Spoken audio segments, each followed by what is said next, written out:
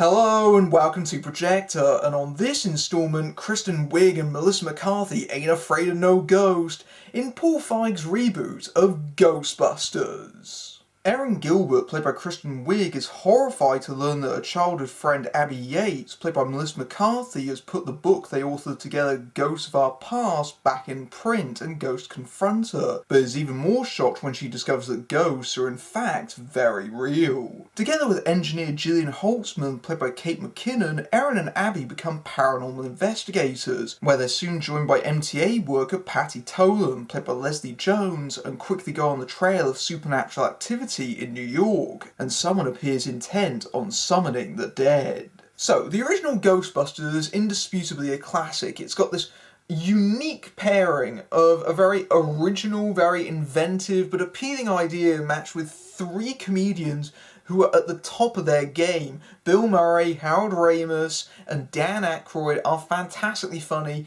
and they have great chemistry together. It's one of those movies that appeals to both kids and adults. It was pretty much a cultural phenomenon, and many movies have tried to replicate its success with varying results. I can very much understand why fans are so very protective of the original, because it is brilliant and it's such a massive piece of nostalgia for so many people, especially if they grew up with the movie. However, I can also understand exactly why Sony are rebooting it, because it has a lot of potential in this day and age of superhero movies and franchises to be expanded upon. You can very much tell that is what Sony is planning, given that this new version starts off with a Ghost Corps production logo that implies that they want to do some sort of MCU kind of thing, which almost in its way harkens back to Dan Aykroyd's original vision of Ghostbusters, of many different individual ghostbusting teams all converging around like ghost firemen, that was rejected, of course, because it was far too ambitious to achieve in 1984, whereas now you could probably do that. I know a lot of fans are disappointed at the fact that it's not a sequel and it doesn't offer one more chance with the original cast, and I can completely understand that. However, I think the time for that has passed. The original movie is well over 30 years old now, and unfortunately one of the key members, Harold Ramis, has passed. And even if he was around, I'm not sure you would want to see, pensioners lugging around proton packs. It just wouldn't work. It would be very bittersweet. And I think the reboot has the right idea in that it has its own continuity. It means that it's respectful to the original films without having to connect to it. And I know some fans feel that negates the original films, but I think this is a wise decision, because if the reboot doesn't work, it means it can be very easily ignored. Whereas if you have a sequel, it means that it is very much attached to the original film by definition, I think. In general, this new version of Ghostbusters, for me, was a mixed bag, but I'm leaning more towards the positive side of it, in that I quite liked it overall, but there were some major problems with it.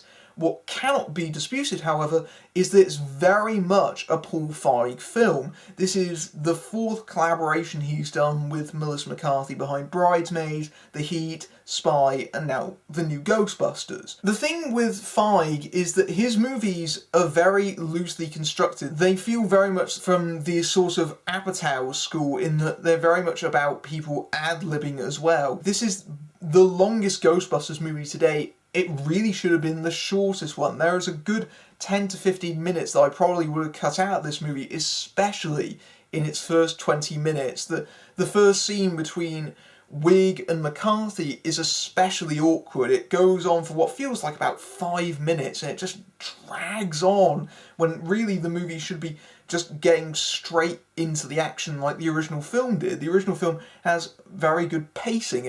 It very much goes from scene to scene to scene to scene, whereas this one seems to drag things out unnecessarily, I felt. However, despite Feig's style, and I think the movie probably would have benefited a little bit from a more disciplined hand at the helm, I do think that Feig gets the original Ghostbusters, and he does really try to recapture the spark of the original film. And one of the ways that he's most successful at that is that the movie is genuinely quite spooky.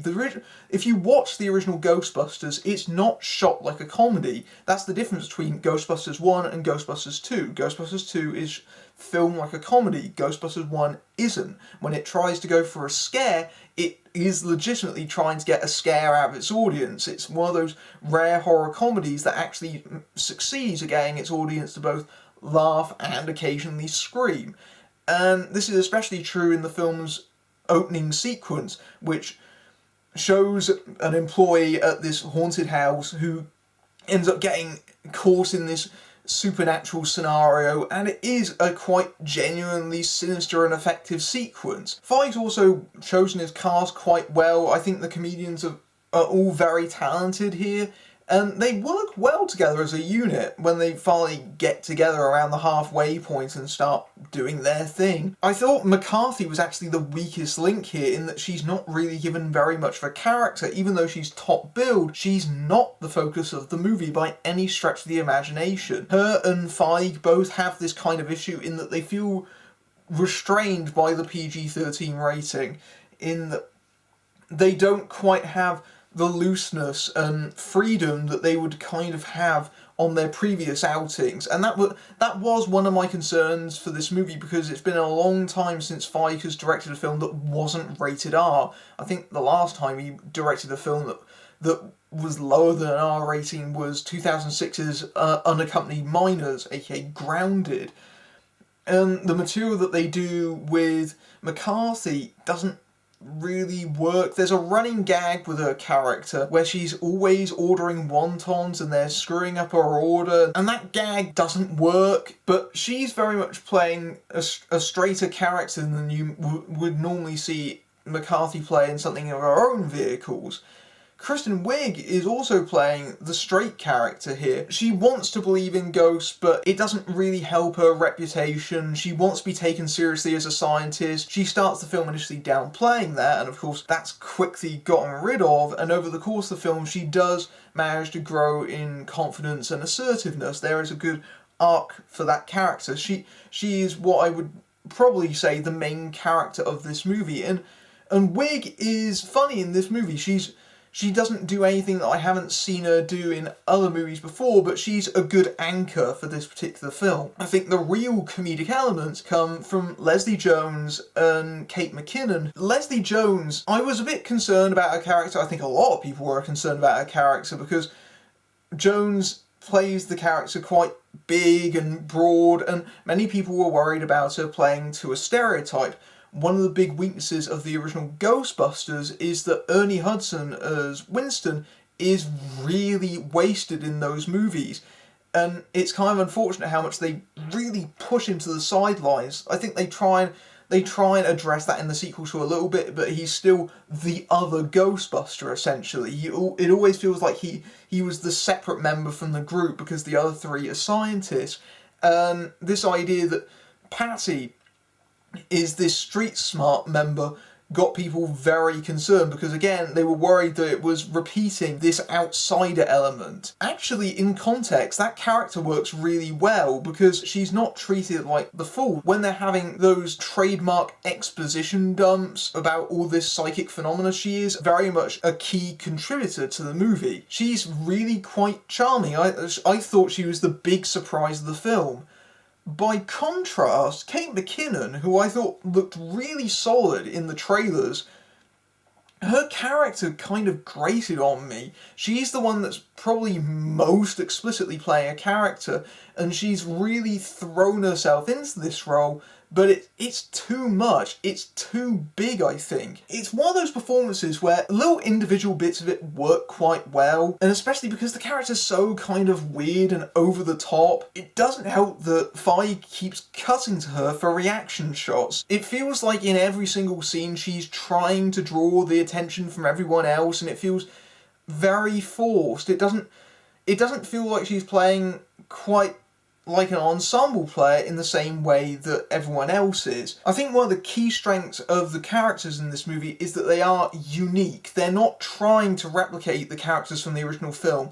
there's no character that you could easily say was Egon or Ray or Venkman. Venkman especially. There is no Venkman substitute. No one is trying to do a Bill Murray here. So what we have is a lot of characters that have sort of traits of the original, so they end up sort of being amalgams. They are allowed to stand on their own as new characters. I think the movie works quite well as an ensemble piece between its four main cast members. However, outside of that, the supporting cast is very weak and underserved. Chris Hemsworth is by far the one that makes the most impression as their extremely dim-witted secretary Kevin, who is this amalgamation of Janine and Louis Tully. He really goes at this role with great abandon. He is relishing the opportunity to show his comedic chops that he hasn't really had much room to show previously.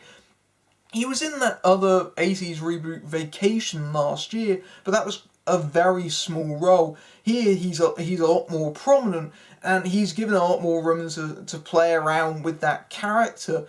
And I think Hemsworth, he manages to elevate this particular character, because the way that it's written, I wouldn't describe it as great, because he's just written this very stupid character. He's just kind of written dumb. For the rest of the supporting cast, however, there's a lot of prominent faces here, especially if you've seen Feig's other films. A lot of them come back here, but they're all very much passing. I was particularly annoyed at the fact that Michael K. Williams is in this movie and he's pretty much a glorified extra, but the biggest waste in the cast is Charles Dance. They have Charles Dance in just 2 scenes, who's playing the dean of the university that Erin is trying to get into, and I was very disappointed because if you have Charles Dance in your movie, have him as a Vigo kind of character. Once it finally gets past that opening act and goes into that ghost-busting stuff, then it really picks up momentum, I felt.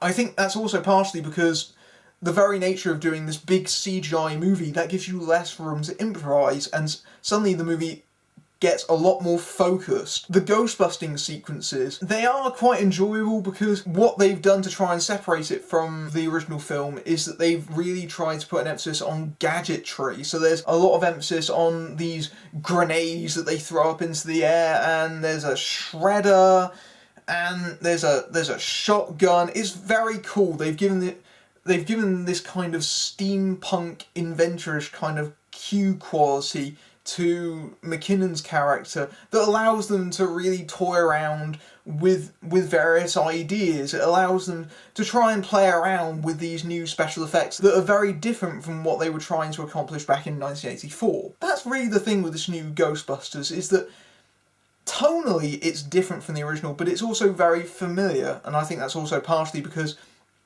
the story structure itself, it tries to do a Force Awakens in that it is going over a lot of the beats of the original Ghostbusters, but it's very loosely doing that. It makes it feel, at once, feeling like Ghostbusters, but again, trying to be something different. However, on the other hand, I do think that it's a little bit too heavy on the referencing, and this is especially true of the cameos in this movie. They didn't really work for me. They very much pulled me out of the movie, because suddenly you go, oh, that's that person right there. I remember them in the original Ghostbusters.